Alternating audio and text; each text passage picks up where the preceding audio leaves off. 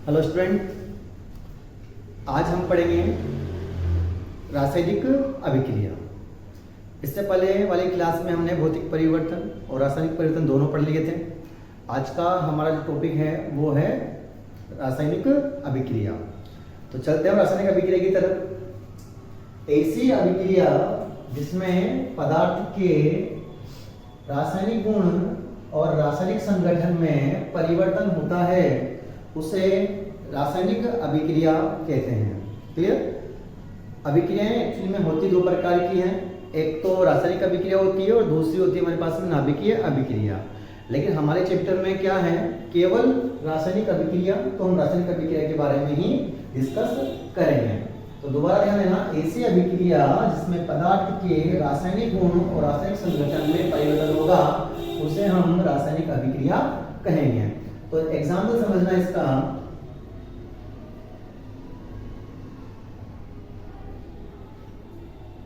जैसे कि हमने कोयला लिया और कोयले की जो अभिक्रिया थी वो हमने करवाई वायु से। जब हमने कोयले की अभिक्रिया वायु से करवाई तो हमें क्या बना, यहां पर बन गया कार्बन डाई ऑक्साइड। तो हमें क्या मिला बच्चों, हमें मिला कार्बन डाई ऑक्साइड मिला। तो ध्यान देना कि अब ये क्या है, हमारे पास में रासायनिक अभिक्रिया है। अब इसमें क्या, हमने जब कोयला लिया तो कोयला के साथ हमारे पास में ठोस अवस्था में था। इसकी जो अवस्था है वो है ठोस। ठीक। उसके बाद में जो वायु है, आप जानते हो वायु की अवस्था होती है गैसीय अवस्था। और हमें जब कार्बन डाइऑक्साइड मिला तो ये किस अवस्था में मिला, हमें गैस अवस्था में मिला। तो कोयला जो था, कोयला के पहले गुण अलग थे, रासायनिक गुण इसके अलग थे।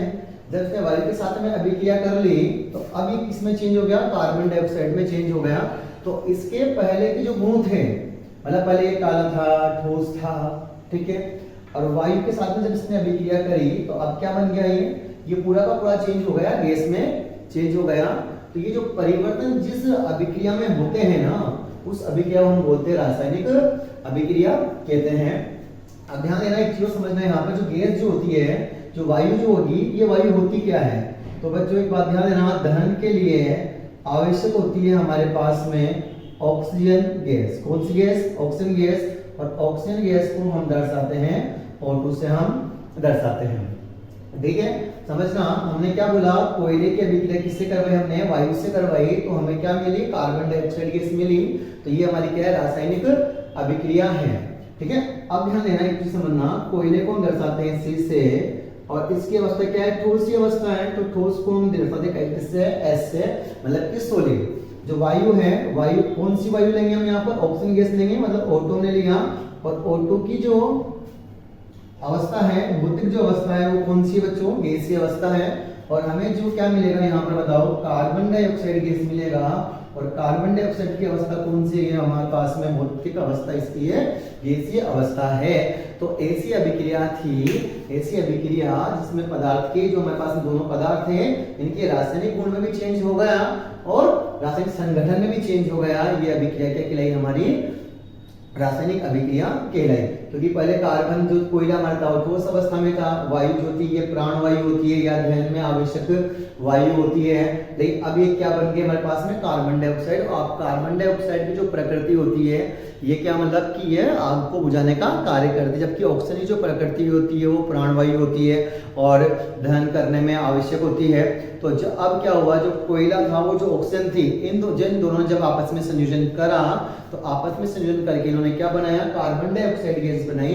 जो कार्बन डाइऑक्साइड की जो प्रकृति है अब बिल्कुल पहले की प्रकृति से क्या हो गई, चेंज हो गई। ठीक है, तो इसको हम क्या बोलेंगे, रासायनिक अभिक्रिया कहेंगे। ठीक है, एक को ध्यान रखना कि जो ऑक्सीजन जो होती है, ठीक है, एक नोट समझना, जो ऑक्सीजन जो होगी O2 गैस होगी, है ना, इसको हम क्या बोलते हैं प्यारे बच्चों, इसको हम बोलते हैं प्राण वायु। क्या बोलते हैं इसको, हम प्राण वायु कहते हैं। उसके बाद में दहन में, मतलब दहन मतलब किसको भी आग लगाना, सिंपल सी बात है। दहन जो होगा तो दहन के लिए आवश्यक, तो दहन के लिए आवश्यक जो गैस होगी, दहन के लिए आवश्यक जो गैस है वो क्या होगी हमारे पास में, ऑक्सीजन होगी। क्लियर? आज के लिए इतना ही, मिलते हैं अपन कल की क्लास में। क्लास अच्छी लगी हो तो इसे आप लाइक करें, अपने दोस्तों तक पहुंचाएं, चैनल को सब्सक्राइब करें। ठीक है, thank you, wish you all the best.